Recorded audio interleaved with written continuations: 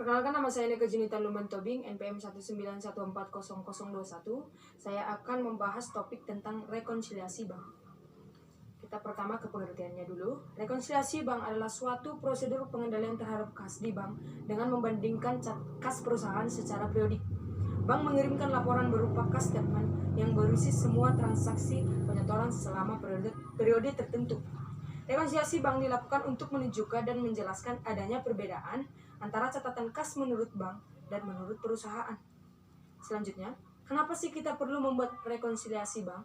Keberhasilan sebuah usaha terkait erat dengan pengelolaan keuangan usaha itu sendiri.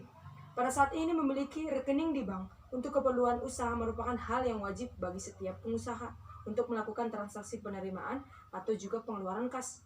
Dengan demikian, perusahaan tidak hanya mempunyai kas kecil di dalam perusahaan, tapi juga memiliki kas di bank. Kas perusahaan di bank merupakan dana perusahaan yang disimpan di bank dalam bentuk giro. Kas ini digunakan untuk melakukan pembayaran atau transaksi dalam jumlah besar dengan menggunakan cek. Memiliki rekening di bank merupakan langkah menyimpan dan uang dan bertransaksi yang aman dan praktis. Misalnya, pada saat Anda akan melakukan pembayaran kepada supplier dengan jumlah yang sangat besar, Anda tidak perlu membayarkan dengan uang tunai kepada supplier. Cukup Anda dengan memberikan cek. Begitu juga jika terjadi penerimaan kas yang besar. Karena itu, perusahaan harus mengendalikan kas melalui rekonsiliasi bank. Rekonsiliasi bank ini perlu dibuat karena di akhir bulan, bank akan mengirimkan laporan rekening koran kepada nasabahnya, beserta cek nasabah yang sudah dibayarkan bank. Setoran dan cek yang ditarik oleh nasabah sudah diterima bank dalam bulan yang sama. Tidak ada transaksi yang janggal, maka saldo kas yang dilaporkan bank akan sama persis seperti catatan nasabah. Selain itu, rekonsiliasi bank juga berguna untuk mengetahui penerimaan dan pengeluaran yang sudah terjadi di bank, tapi belum dicatat oleh perusahaan. Rekonsiliasi bank ini terjadi karena adanya dua perbedaan pencatatan transaksi antara jurnal internal dengan rekening koran bank. Berarti, dalam membuat rekonsiliasi bank, kita mempunyai dua sumber data. Yang pertama itu jurnal bank internal atau jurnal bank yang kita buat sendiri. Yang kedua itu rekening koran. Tujuan rekonsiliasi bank dibuat untuk menyesuaikan jurnal bank internal dengan rekening koran bank. Kedua pembukuan ini disesuaikan menuju data yang paling benar, bukan ke data pembukuan internal ataupun ke pembukuan bank. Bukan juga dengan kita berpikir kita harus menyesuaikannya ke pembukuan internal, karena itu kita yang buat sendiri, tidak mungkin salah. Bukan begitu. Bukan juga dengan kita berpikir kita harus menyesuaikannya ke pembukuan bank, karena bank mempunyai sistem, tidak mungkin salah. Tidak juga seperti itu. Tetapi yang harus kita sesuaikan itu harus berdasarkan data kita yang paling kita percaya itu benar. Makanya kita perlu menyusun laporan rekonsiliasi bank. Poin-poin apa saja yang membuat kedua pembukuan ini berbeda? Terdapat dua poin yang mempengaruhi pembukuan internal, poin yang mempengaruhi rekening koran. Yang pertama, poin yang mempengaruhi pembukuan internal ada 4. Yang pertama itu transfer dari buyer yang tidak dicatat oleh perusahaan. Yang kedua itu cek kosong. Apa sih itu cek kosong? Cek kosong itu adalah cek yang diterima oleh perusahaan, tetapi pada saat akan dicairkan ternyata dananya tidak ada ataupun kurang. Yang ketiga, biaya administrasi bank. Dan yang keempat itu pendapatan bunga. Selanjutnya, poin yang mempengaruhi pembukuan rekening koran. Dapat dua. Pertama, setoran dalam perjalanan. Setoran dalam perjalanan terjadi ketika pembukuan internal sudah mencatat adanya penyetoran ke bank. Yang kedua itu, cek yang beredar adalah cek yang telah diberikan ke supplier atau penerima cek, namun penerima belum mencairkan cek tersebut. Oke. Dan yang terakhir, tahap-tahap penyusunan dari rekonsiliasi bank. Pertama itu memiliki jurnal internal bank dan rekening koran bank. Yang kedua, mencari perbedaan dan mengidentifikasi masalah pada kedua pembukuan tersebut. Yang ketiga itu menyusun laporan rekonsiliasi bank berdasarkan identifikasi masalah. Dan yang keempat itu membuat jurnal penyesuaian. Oke, sekian dari materinya. Untuk memahami lebih lanjut, kita akan membahas contoh soal rekonsiliasi bank. Oke, untuk lebih memahami tentang materi rekonsiliasi bank, kita akan mengerjakan soal rekonsiliasi bank berikut ini. Seperti ini contohnya, contoh soalnya. PT Mulyono menyimpan uangnya di Bank BRI pada awal bulan Februari 2020. Saat menerima rekening koran dari Bank BRI, akuntan melihat perbedaan antara catatan perusahaan dan rekening koran. Menurut catatan perusahaan, saldo kas akhir Januari 2020 adalah Rp45.500.000, sedangkan menurut bank Rp54.400.000. Setelah ditelusuri, akuntan perusahaan menerima beberapa informasi tambahan yang menyebabkan perbedaan saldo tersebut. Kita lanjut untuk transaksinya. Transaksi pertama, setoran kas ke bank pada tanggal 31 Januari 2020 sebesar Rp15.200.000 belum dicatat oleh bank.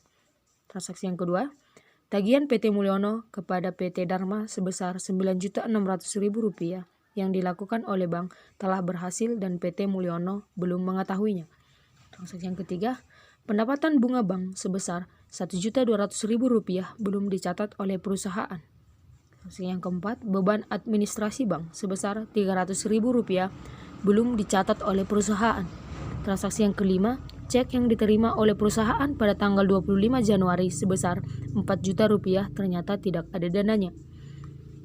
Kita ke transaksi yang keenam, cek yang dikeluarkan oleh perusahaan pada akhir Januari sebesar Rp13.600.000 ternyata oleh pemegangnya belum dicairkan. Transaksi yang ketujuh, cek sebesar Rp7.500.000 yang diterima perusahaan dari PT Dharma sebagai pembayaran piutang pada bulan Januari yang lalu dicatat oleh perusahaan sebesar Rp2.500.000. Transaksi yang ke-8, cek sebesar Rp3.500.000 yang dikeluarkan perusahaan untuk perbaikan kendaraan oleh perusahaan dicatat sebesar Rp2.500.000. Seperti ini adalah contoh transaksinya. Kita akan mengerjakan rekonsiliasi bank ini. Oke, sekarang kita akan membuat rekonsiliasi banknya. Ini adalah bentuk kolom dari rekonsiliasi bank. Terdapat sisi perusahaan dan terdapat sisi bank. Seperti ini. Kita langsung membahas contoh soalnya saja. PT Mulyono menyimpan uangnya di Bank BRI pada awal bulan Februari 2020. Saat menerima rekening koran dari Bank BRI, akuntan melihat perbedaan antara catatan perusahaan dan rekening koran. Menurut catatan perusahaan, saldo kas Januari 2020 adalah Rp45.500.000, sedangkan menurut bank yaitu Rp54.400.000. Setelah ditelusuri, akuntan perusahaan menerima beberapa informasi tambahan yang menyebabkan perbedaan saldo tersebut. Ini kita akan membuat saldo awal perusahaan terlebih dahulu. Saldo awal perusahaan itu yaitu Rp45.500.000. Kita buat juga saldo awal dari bank. Saldo awal dari bank yaitu kita buat di sini Rp54.400.000. Seperti ini. Kita ke transaksi yang pertama. Setoran kas ke bank pada tanggal 31 Januari 2020 sebesar Rp15.200.000 belum dicatat oleh bank. Ini akan mempengaruhi di sisi bank, maka kita tulis ditambah dan kita buat juga namanya setoran dalam perjalanan sebesar Rp15.200.000. Kita buat dulu. Kita buat di sini namanya ditambah. Dan kita buat setoran dalam perjalanan. Setoran dalam perjalanan yaitu Rp15.200.000. Oke, seperti ini. Kita lanjut ke transaksi yang kedua. Tagihan PT Mulyono kepada PT Dharma sebesar Rp9.600.000 yang dilakukan oleh bank telah berhasil dan PT Mulyono belum mengetahuinya. Artinya, bank telah mengakuinya tetapi perusahaan belum. Maka akan mempengaruhi di sisi perusahaan, yaitu ditambah. Dan kita tulis penagihan piutang sebesar Rp9.600.000. Maka kita tulis juga di sini ditambah di sisi perusahaannya. dan kita buat namanya itu penagihan piutang. Penagihan piutang.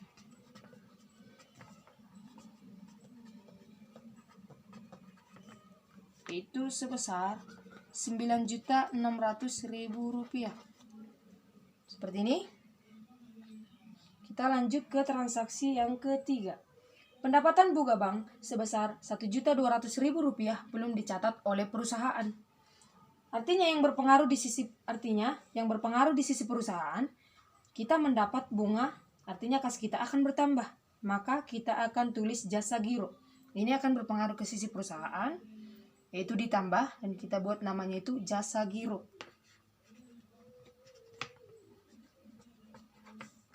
Itu sebesar Rp1.200.000. Seperti ini. Kita lanjut ke transaksi yang keempat. Beban administrasi bank sebesar Rp300.000 belum dicatat oleh perusahaan. Artinya ini akan mempengaruhi di sisi perusahaan. Karena akan membayar beban, artinya kas kita berkurang, maka kita masukkan di sisi dikurang, kita tulis namanya itu beban administrasi bank sebesar 300.000. Kita tulis di bawah ini. Kita buat lagi kolomnya dikurang. Tulis. Dikurangi. Lalu seperti ini. Dan kita buat namanya itu beban administrasi bank. Administrasi bank yaitu sebesar Rp300.000. Oke, seperti ini. Kita lanjut ke transaksi yang kelima. Cek yang diterima oleh perusahaan pada tanggal 25 Januari sebesar Rp4 juta, ternyata tidak ada dananya. Ini berarti cek kosong. Cek kosong akan mempengaruhi di sisi perusahaan yang mengakibatkan dikurangi di bagian kasnya. Jadi, maka kita tulis cek kosong sebesar Rp4 juta di bagian dikurangi. Cek kosong, kita tulis di sini cek kosong. Kosong. Sebesar Rp4 juta. Seperti ini. Kita lanjut lagi ke transaksi yang ke-6. Cek yang dikeluarkan oleh perusahaan pada akhir Januari sebesar Rp13.600.000. Ternyata oleh pemegangnya belum dicairkan. Ini berarti cek yang masih beredar. Cek yang masih beredar mempengaruhi di sisi bank. Yang akan mengurangi, maka kita tulis dikurangi, yaitu cek yang beredar sebesar Rp13.600.000. Kita tulis dulu. Punya di sini dikurangi. Oke. Dan kita tulis namanya itu cek beredar.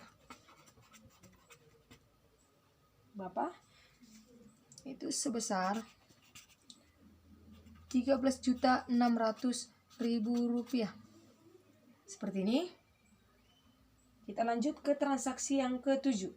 Cek sebesar Rp7.500.000 yang diterima perusahaan dari PT Dharma sebagai pembayaran piutang pada bulan Januari yang lalu dicatat oleh perusahaan sebesar Rp2.500.000. Karena ini kesalahan catat perusahaan, maka akan mempengaruhi di sisi perusahaan, yaitu di bagian ditambah, maka kita tulis kesalahan pencatatan sebesar selisihnya, yaitu Rp5 juta.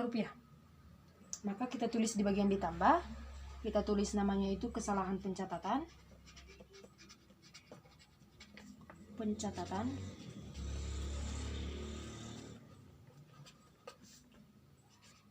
Yaitu sebesar selisih dari Rp7.500.000 dengan Rp2.500.000, yaitu Rp5 juta. Seperti ini. Dan terdapat juga rumus untuk mencatat rekonsiliasi bank jika terjadi kesalahan catat. Yang pertama itu, jika penerimaan dicatat terlalu besar, maka dikurangi. Yang kedua, jika penerimaan dicatat terlalu kecil, maka akan ditambah. Sebaliknya, yang ketiga, jika pengeluaran dicatat terlalu besar, maka ditambah. Dan keempat, jika pengeluaran dicatat terlalu kecil, maka dikurangi. Itu adalah rumus untuk mencatat rekonsiliasi bank jika terjadi kesalahan catat. Kita ke transaksi yang ke-8. Cek sebesar Rp3.500.000 yang dikeluarkan perusahaan untuk perbaikan kendaraan oleh perusahaan dicatat sebesar Rp2.500.000. Artinya, pengeluaran dicatat terlalu kecil, maka kita masuk di kolom perusahaan. Karena kesalahan catatnya di sisi perusahaan, yaitu di kolom dikurangi, kita tulis kesalahan pencatatan sebesar selisihnya, yaitu Rp1.000.000. Kita tulis di bagian dikurangi pada perusahaan, kita tulis namanya kesalahan pencatatan.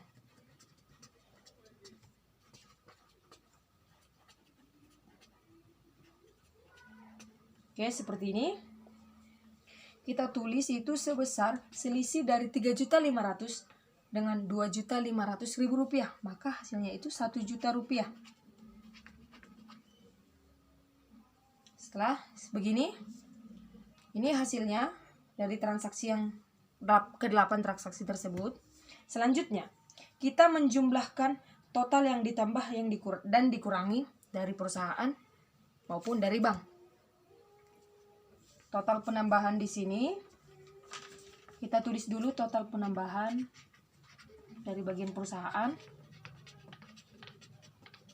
Bahan, kita tulis itu 15 juta, hasilnya dari penjumlahan di 9.600.000 ditambah dengan 1.200.000 ditambah juga 5 juta rupiah, maka hasilnya itu 15.800.000 rupiah. Kita tulis di sini 15.800.000 rupiah. Seperti ini. Kita ke bagian dikurangi. Bagian dikurangi, kita buat total pengurangan. Total pengurangan kita tulis di sini. Kita menjumlahkan Rp300.000 ditambah Rp4.000.000 ditambah Rp1.000.000, maka hasilnya ini menjadi Rp5.300.000. Seperti ini di bagian perusahaan. Kita lanjut ke bagian bank. Kita buat total penambahan juga. Penambahan yaitu sebesar Rp15.200.000. Maka di sini kita tulis Rp15.200.000. Seperti ini. Kita lanjut di bagian dikurangi. Kita tulis juga total pengurangan.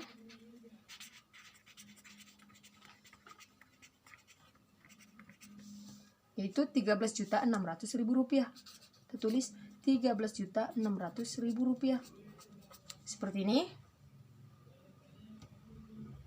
Selanjutnya, kita menghitung saldo akhir dari catatan perusahaan dari bank maupun dari perusahaan. Yang pertama, untuk menghitung saldo akhir perusahaan, yaitu dengan menjumlahkan saldo awal dijumlah dengan total penambahan dikurangi dengan total pengurangan. Maka hasilnya ini kita jumlahkan Rp45.500.000 ditambah dengan Rp15.800.000 dikurangi dengan Rp5.300.000. Maka hasilnya itu menjadi Rp56 juta. Seperti ini. Kita lanjut ke sisi bank. Ini sama juga dengan penjumlahan saldo akhir daripada perusahaan. Kita menjumlahkan saldo awal dengan total penambahan dan mengurangkannya dengan total pengurangan. Maka hasilnya itu kita dapatkan, kita menjumlahkan Rp54.400.000 ditambah dengan Rp15.200.000 dan dikurangi dengan Rp13.600.000. Maka hasilnya itu kita dapat juga Rp56 juta. Seperti ini. Sampai di sini saldo akhir dari perusahaan dan pihak bank itu sama, artinya rekonsiliasi yang kita buat ini benar. Berarti saldo yang benar baik menurut perusahaan dan menurut bank itu sebesar Rp56 juta. Dan sudah selesai rekonsiliasi bank seperti ini. Setelah diketahui saldo yang benar antara perusahaan dan bank, maka harus dibuat jurnal penyesuaian bagi perusahaan. Oke, kita selanjutnya akan membuat jurnal penyesuaian untuk perusahaan seperti ini. Selanjutnya kita akan membuat jurnal penyesuaian bagi perusahaan. Yang pertama, mencatat penagihan.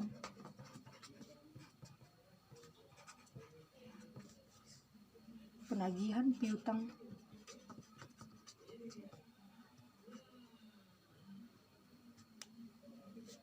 lupa tadi membuatnya di sini. Penagihan. Mohon maaf jika seperti ini. Piutang perusahaan yang dilakukan oleh bank.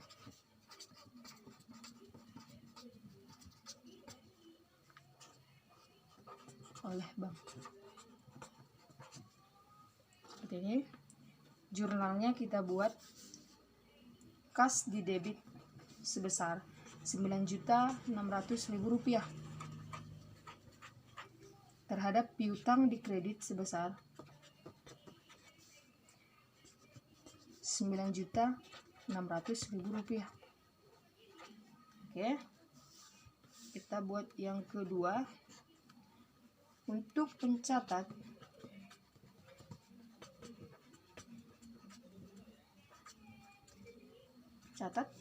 penerimaan pendapatan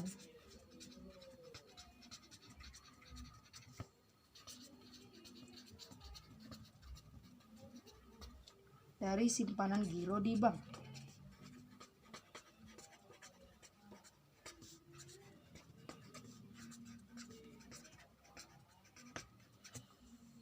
Ini kita buat jurnalnya itu kas di debit sebesar Rp1.200.000 terhadap pendapatan giro di kredit sebesar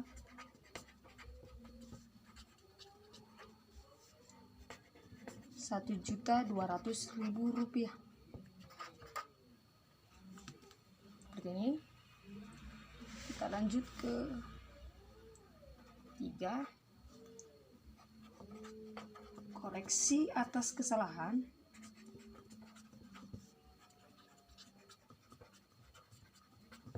penerimaan dengan cek.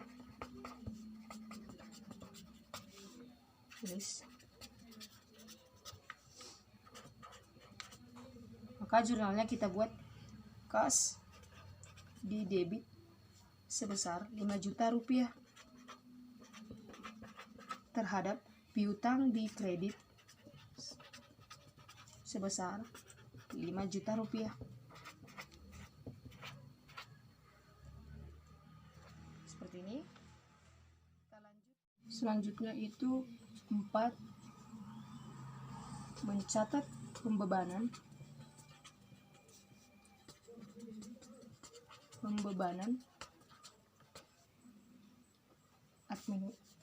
beban administrasi.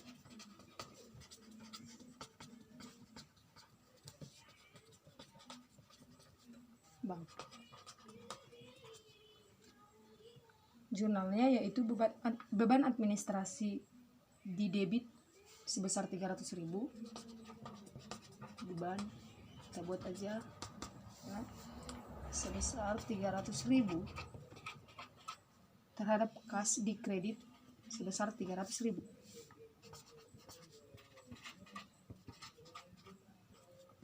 Seperti ini. Lanjut yang kelima, mencatat gagalnya pencairan cek akibat tidak ada dana.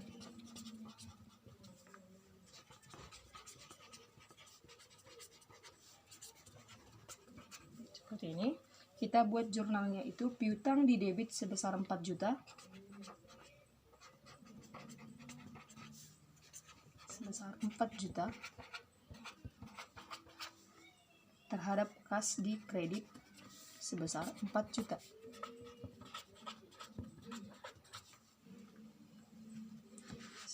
Dan yang terakhir itu ke-6, koreksi atas kesalahan pengeluaran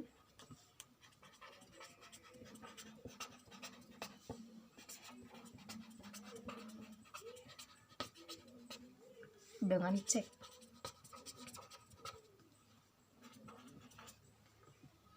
jurnalnya itu beban reparasi di debit sebesar 1 juta rupiah.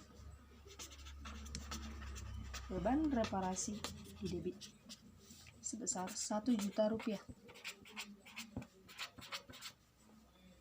Ini terhadap kas di kredit sebesar 1 juta rupiah.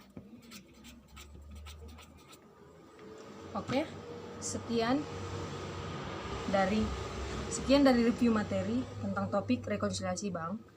Semoga video ini bermanfaat. Terima kasih.